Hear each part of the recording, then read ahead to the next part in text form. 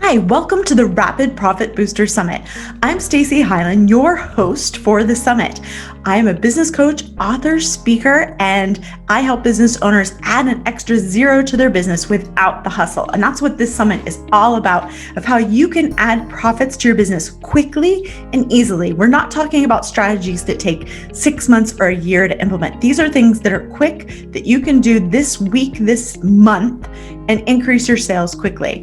We're going to be focusing on 3 key areas that you need. First of all, the mindset. As a former Tony Robbins coach and vice president of consulting, I know how important that mindset is to help you get your business growing and to make that switch to say, you know what, I can grow my profits now, no matter what the economy is doing. Then we're going to be delving into marketing and what you can be doing to separate yourself from the competition and get leads right now. And then the third area is sales. How, once you get that lead in the door, what can you do to convert more leads to clients? So we have business owners that I'm interviewing that have multi-million-dollar businesses, and they are going to be sharing their best strategies with you. So listen in. They're short, they're sweet, they're to the point. Take notes, and more importantly, take action. Everybody, and welcome to Rapid Profit Boosters. I am so excited today. We have Renee Hribar with us, and she is going to be talking about sales, the simple method to move a lead to a sale in 10 minutes. And this fits in with the theme of Rapid Profit Boosters, of things that you can do so quickly to help you grow your business. Now, I'm your host, Stacey Hylen, and I'm a business coach, author, and speaker, and I help entrepreneurs add a zero to their business without the hustle. But let me tell you all about our speaker, Renee Hribar. She has been in sales since 1994 in New York. And as they say, if you can make it there, you can make it anywhere. She made her first $1 million before she was 25 years old.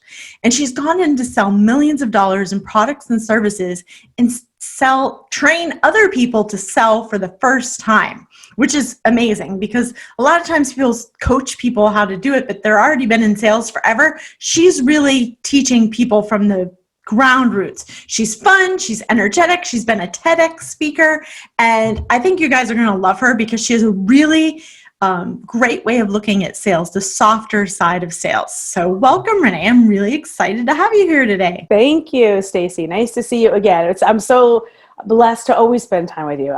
We've known each other for years now, and every time we hang out, it's always awesome. I know, and it's so fun because, you know, my background is sales. I started selling when I was in 3rd grade, started selling B2B when I was in 5th grade, right? So we're like those old school, like we've been selling since we were like little in our training bras. And so, you know, the thing is that, you know, I always learned something. Like when I was in sales and I was like the top performer, even people that I was not, you know, as good as me in sales, I would take something and I would be like, that's something really good. So I want everybody to come to this from a beginner's mind and say, what can you learn from this? Because it doesn't matter how good you are in sales. Renee is going to blow your mind today. So tell me, you have a really cool method that is unheard of in this industry, is to move a lead to a sale in 10 minutes. And as we know, time is money. So tell us how this works. I'm so excited to share this with our listeners today. Yeah, thank you. It's the 0 to sales in 10 minutes a day method. And it typically takes little sprints of 10 minutes before we even get on the call, so that when the heavy lifting is done. So I know there's a lot of people, again, I teach people oftentimes who sell for the first time. There's a lot of people that are really like, ooh, I don't want to get on the phone, because they've been burned before. They've had scary situations. They've been pushed around. They've undercharged. They've overworked, and they resent their clients. Mm-hmm. So to avoid those situations, a lot of the work can be done before you even get on the phone.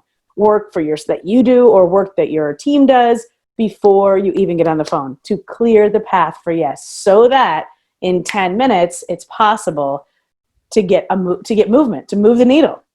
Whether it's a yes or it's a not right now, we're always going to book the next call. So it's another major thing. That's a writer down. Like, you've hardly opened your mouth yet, and there's a writer downer right there. Like, that's a huge breakthrough for a lot of people, because they hang up And then they spend like 8 years trying to rebook the next session, where you're saying like, whether it's a yes or later, book the next session. Right.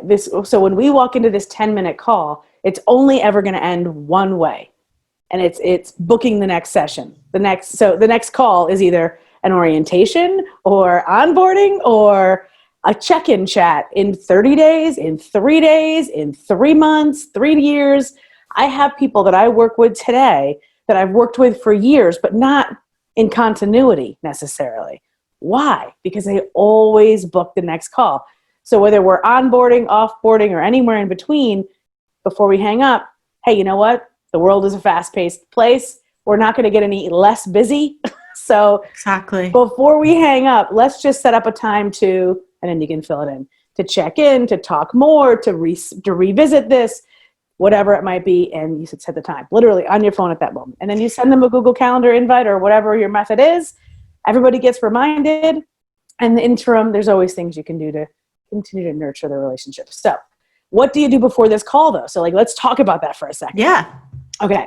So I said this is, 0 to sales in 10 minutes a day, typically over the course of 7 days. You or your team, what are you doing? Well, first of all, you're identifying who you want to get on the phone with. So, and I'm not talking about like an ideal client avatar. I'm talking like a name, like Stacey Hylen, Jane Smith, Bob Dole, whatever. Maybe he might be, I think he's passed away, but maybe there's Bob Dole Jr. So the point is that whoever it is, pick, like, it starts with a name, an actual name. Real name. Because getting on the phone is not a mass market scalable situation, right? Ideal client avatars are fantastic for when you're doing mass marketing, when you can have a scalable product. But if you're getting on the phone, it's different. You have to have a real person. And that's, I think, part of it is people think, oh, I'm busy growing my business, but they're not actually talking to a real person with, like you said, a real name, like not just like the everybody, the actual person. The actual person. Okay, so you find the name, then what do you do? Number one. Number two, everybody has a digital footprint. So most of us are selling B2B, but even if we're selling B2C, the reality is that everybody's on Facebook. It's like there's a comedian, his name is Jim Gaffigan, and he talks about McDonald's, right? And he's like, nobody ever goes to McDonald's until you go to McDonald's and you see them there. Oh, I'm just here to use the bathroom. I'm sure you are. And the fries. Mm-hmm. So like, it's just like that. Nobody wants to admit it, but everybody's on there. FYI, yes. Do a search. You can also Google someone. Look them up on YouTube. I'm telling you, it is amazing what you'll find on YouTube. I have found CMOs of companies that have like a knitting channel. I mean, wow. So I think that's a good point, because I work with clients that are, high 6, 7, 8 figures. And even my 8-figure clients, they're not posting a lot on Facebook, but they're kind of surfing on there and looking at stuff. And like I've seen, like my clients that have 8-figure businesses, they do post when they have a big fish online. So it's like, okay, there's something there. Common ground, right? Oh, yeah. If I'm you, I would say, hey, that reminds me of the fish my son caught on our lake house last summer. I love paddleboarding. Have you ever paddleboarded? So that is step number 3, which is once you look them up, you can find common ground. So once you find common ground, let them see you seeing them. Be like that. So you can literally make that comment with the big fish, or subscribe to their channel, subscribe to their email list. Maybe it is a broadcast. Maybe it is an automation, but a lot of times in those automations is a hit reply and, right? Mm-hmm. Not everybody hits reply. And usually your target is the one reading, or at least could get escalated to them. So do these things, do your due diligence. And then the next step is to reach out with that common ground. So you're looking for opportunities. Sometimes it takes a few days or a few hours. Sometimes it takes a few months, but most of the time it doesn't take as long as any of us anticipate. And if you don't start, you'll never get anywhere. So 10-minute sprints. Identify who you want to talk to, look them up, find common ground, and then reach out about that common ground. Once you reach out about that common ground, here's where first of all, most people don't even do what I just said. They just go straight in for the cold email kill. Hey, how you doing? This is what I do. Do you want it? It's great. And when you do that, you're immediately giving, you're like, how do you even create a USP? What makes you so different from every other web designer or funnel builder or marketer or fill in the blank person out there. The fact that you say you're different, ooh, that's different. No, it's not. Oh, I'm different because I have a signature system. Okay, I've heard that before. So our clients are savvy, but when you are putting on your real persona, you're putting yourself out there saying, hey, I also understand about trout fishing. Maybe you do, or maybe you find something else that you do, or maybe your brothers are really good at trout fishing. I just landed a client who owns a motorcycle adventure company. I know zip zilch about motorcycles, but I have 2 brothers that own motorcycles. So before I reached out, I called them and I was like, okay, I need you to tell me everything about motorcycles and the dudeness of them. Landed it, right? Because I could have a conversation about it. I knew some of the vernacular. I did my homework. Not a lot of people do that. So now you're at this point where you're actually reaching out. Can I stop you right there? Yeah, please go ahead. Is that what you're doing there is that it shows that you care. Right. So exactly. So first of all, you're separating yourself because you're not like, hey, here I am, buy my thing, right? Which is what everybody's doing right now. Totally. Second of all, you're actually caring about what you've seen from this person and actually interacting based on like real personal stuff. So that's great. All right. So keep going. So you now have reached out to this person. What are you saying to them to get them on the phone for booking that call? So I don't go to the phone first. And this is something that most people are like, but why wouldn't you? I mean, you can. It's not against the law.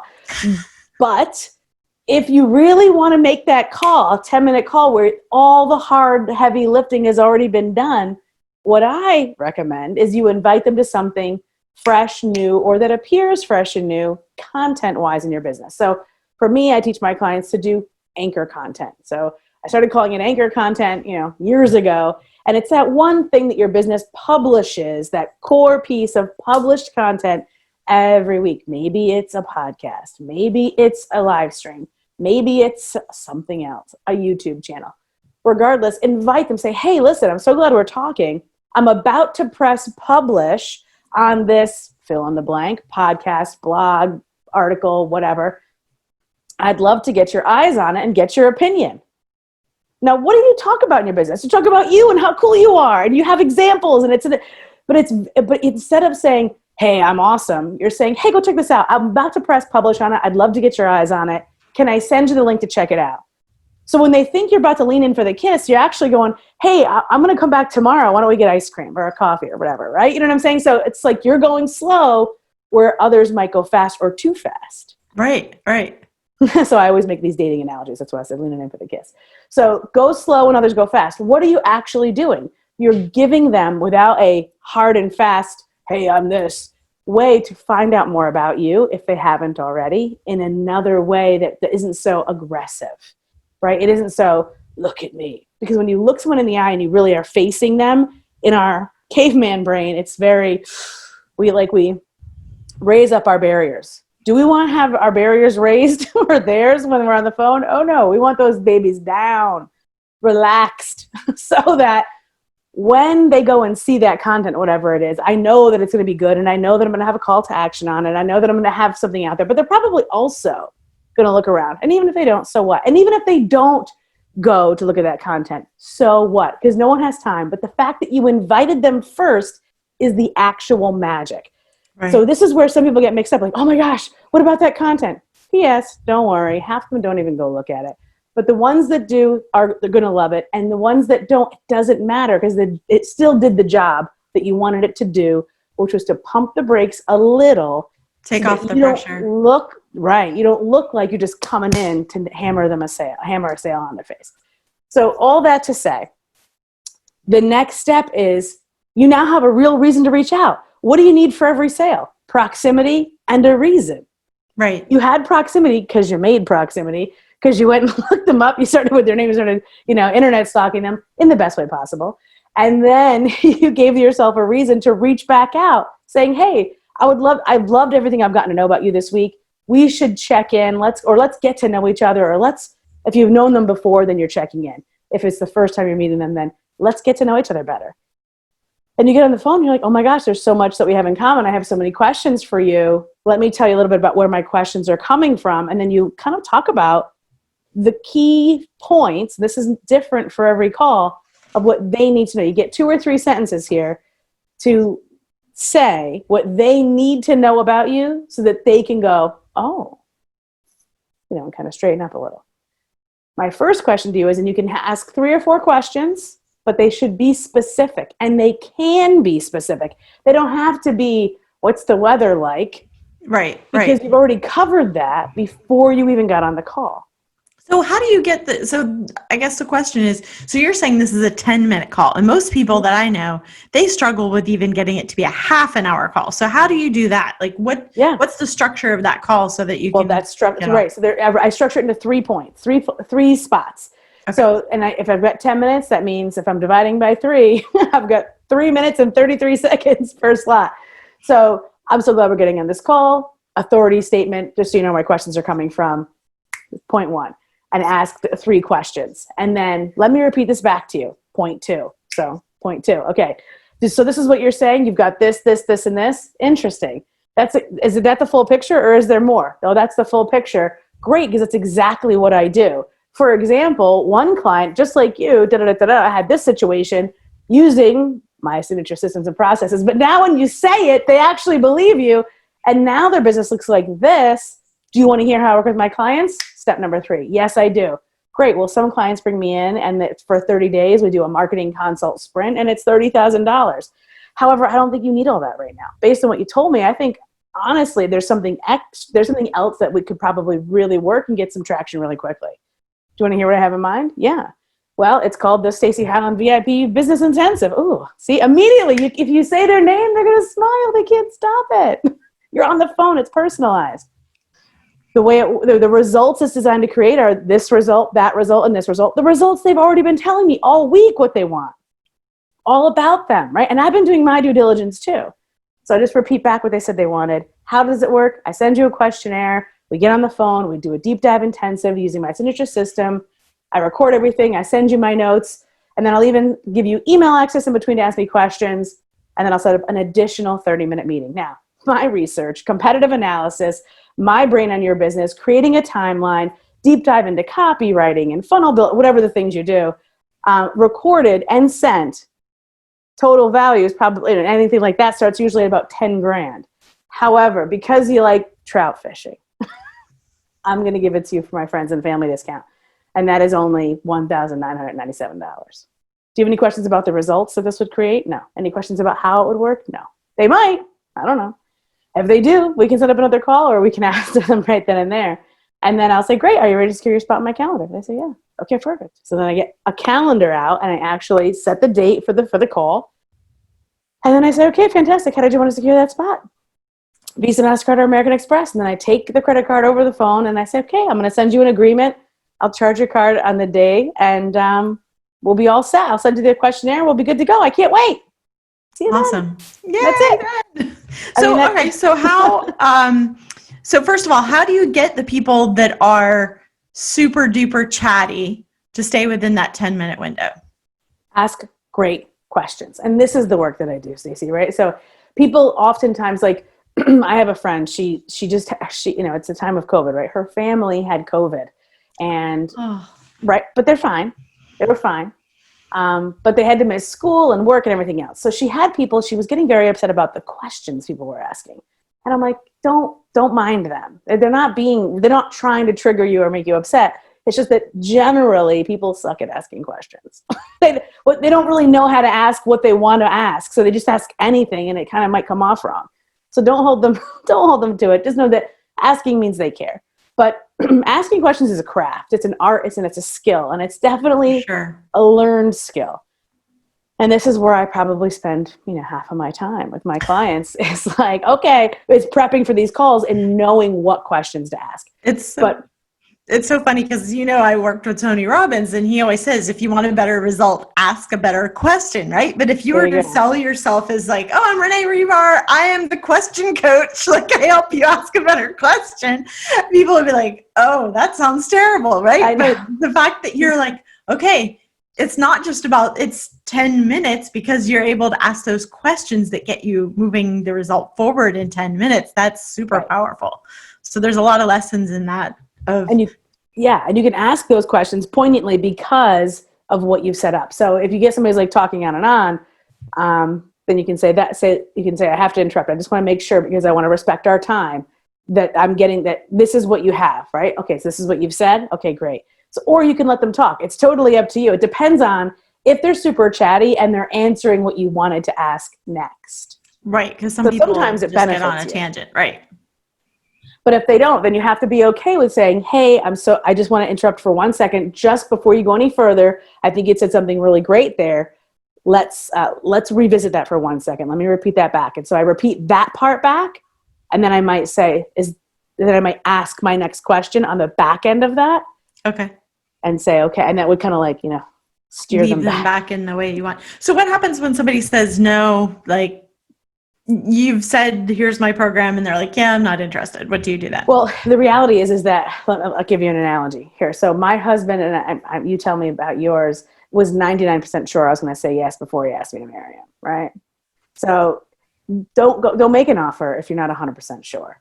So if you're not 100%, here's a permission slip. You do not have to make an offer on the phone. If you ask these questions and they're not giving you all the right answers in all the right ways, then don't offer them anything. Don't go any further on that call. Always book another call. But you have to make decisions. It's just like a football player moving the football down the field. They know the drill. They know the play, but they have to make decisions as it's happening as well to be able to. Right. They can't go back and ask their coach in the middle of the play. Exactly. So this is where experience comes in, right? Yeah. Practice comes in. Yeah, and that's really cool, because I think a lot of times people that are in business, they feel like they have to make a sale, because if they don't sell something, they don't eat, they need to grow their business, whatever. And so a lot of times that's why they feel they don't like sales, because not only do they feel like salespeople are pushy, but they feel like they need to be pushy in order to make a sale, which isn't true. Because if you're selling in a way of serving your clients, then what happens is it's like, if this isn't a good fit, that's fine. Let's, I can provide you with some resources. Let's check back in 90 days and see how you're doing.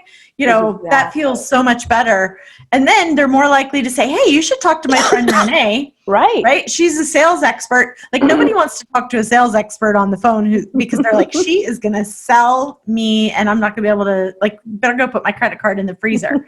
So at least that way you're also opening up for referrals and possibilities. And you're also opening it up that they want to get on the phone with you later because you haven't been pushy.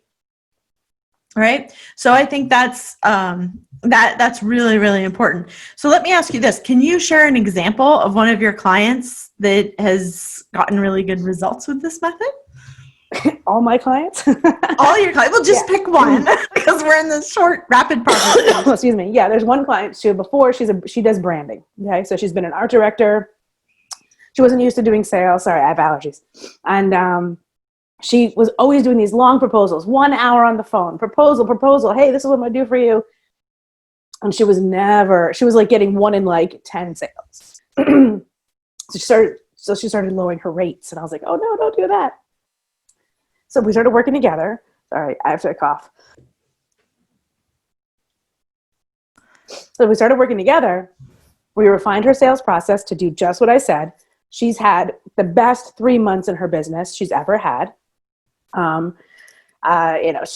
She's a single mom. She owns her own business. Her son is autistic. So she's definitely a great example. One person just recently, July, August, and September, had her record months using this specific shift in her sales process.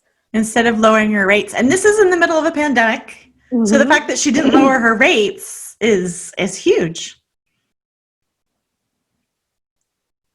That's a huge win for people, because I think a lot of times people during the pandemic are thinking, oh, I have to do something differently. I have to, shrink down my offer, shrink down what I'm offering. But if you position it that you're actually, more people need more help right now than in the past. So it's even more important that you're sharing what you have to offer and, selling what you have that can serve people.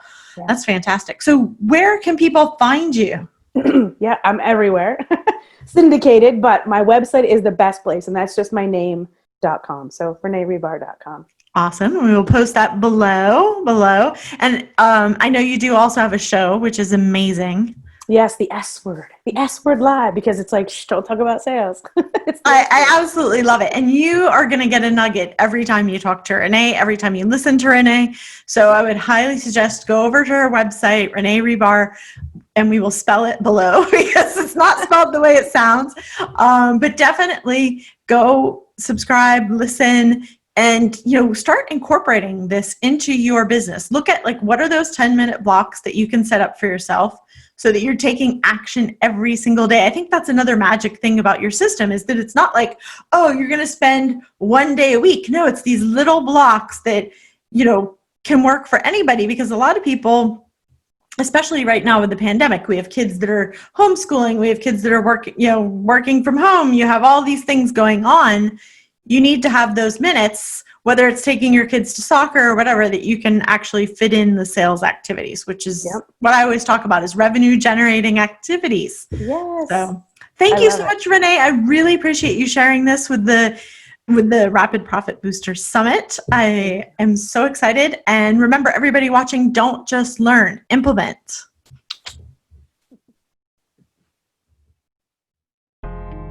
I hope you enjoyed that interview as much as I did. But just watching these interviews are not going to get you the results that you want. In order to get that boost in profits, you need to take action and implement. So I want you to take a minute now, write down on your calendar what you're going to do, highlight in your notes the great action steps you identified, and put it on the calendar right now. Now, if you need some additional support in growing your business, then reach out to me for a free session at staceyhylen.com. We will help you add a zero to your business without the hustle. In the last 20 years, I have worked with business owners just starting their business at a zero, to people from 6 to 7 figures, people from 7 to 8 figures, even working with clients to go all the way from 6 figures, 8 figures in their business without the hustle. And that's a key component, because who wants to work 1,000,000 hours to make money and then have no life left? So if you would like some help with that, then go to staceyhylen.com and book a free session. No obligation, no pressure. We're going to help you figure out what are the next steps for you.